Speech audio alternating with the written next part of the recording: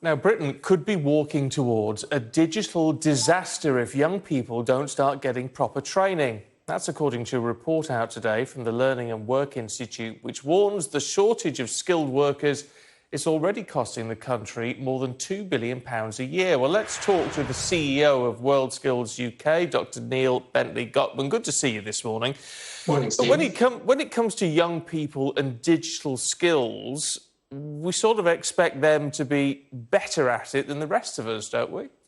Yes, I mean, lots of young people are, in the terminology, digital natives. They're using it in their social life and to access services day to day.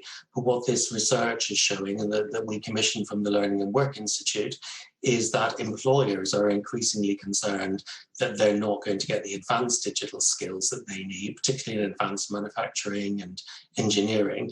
And the numbers of young people who are taking up IT-related subjects, whether it's a GCE, A-level or college or an apprenticeships, has been falling. So this is a bit of a wake-up call, a big disconnect between economic expectation and employer needs and how young people are being prepared in school and in education to meet those needs. OK, so what sort of skills are we actually talking about? What does advanced digital skills actually mean? Yeah, so we're looking at areas like cybersecurity, looking at the application of technology in areas like mechatronics, which is advanced engineering in the motor manufacturing sector, for example. And these are all things that other advanced economies, so the likes of Korea and Taiwan, are already further advanced in terms of training young people and meeting their economic needs than we are in the UK. And this is, I think, particularly concerning in the context last week that the government set out its Global Britain strategy and has an ambition for the UK to be a digital skills hub globally. And that means we're going to have to put a real focus on these advanced digital skills to make sure we're getting the national skills upgrade we need to prepare the next generation of Ada Lovelaces and Alan Turings, the really big computing pioneers of the past. So do a lot of these skills then sort of fall under STEM? Because there's meant to be a big push on STEM subjects, isn't there? But I mean, particularly for getting girls, well, not so much interested in STEM, but making them not feel rejected from STEM.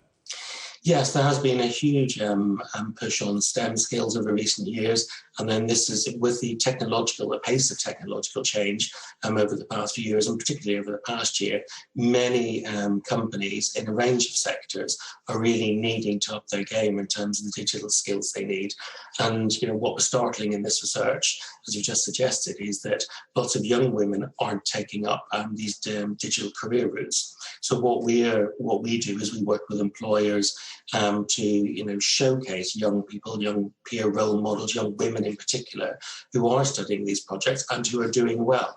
And we also work internationally to make sure that we are connecting with employers and colleges and joining up the systems to make sure they're teaching at a standard that is internationally competitive.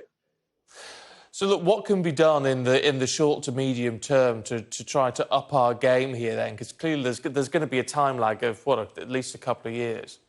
Yes, I mean, I think a number of things. First of all, it's about better careers advice. So the work that we do with employers online, but also lots of organisations like the Careers and Enterprise Company going into schools.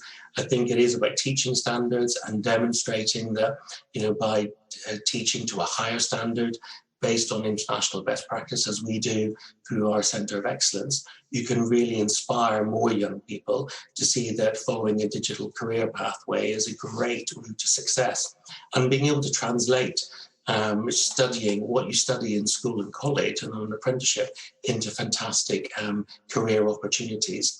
I mean, these are all, I should say, long-term, medium to long-term strategies, but we need to up our game and really see that focus now. And that's like what we'll be doing at WorldSkills UK with our partners like Enginuity, who's the employer sector body for advanced manufacturing and engineering, supported by the government, working with educators, colleges and apprenticeship training providers to make sure we're joining up this opportunity, to make sure we're preparing the young people, preparing the next generation for the future economic needs of the country, because we are going to need to be internationally competitive.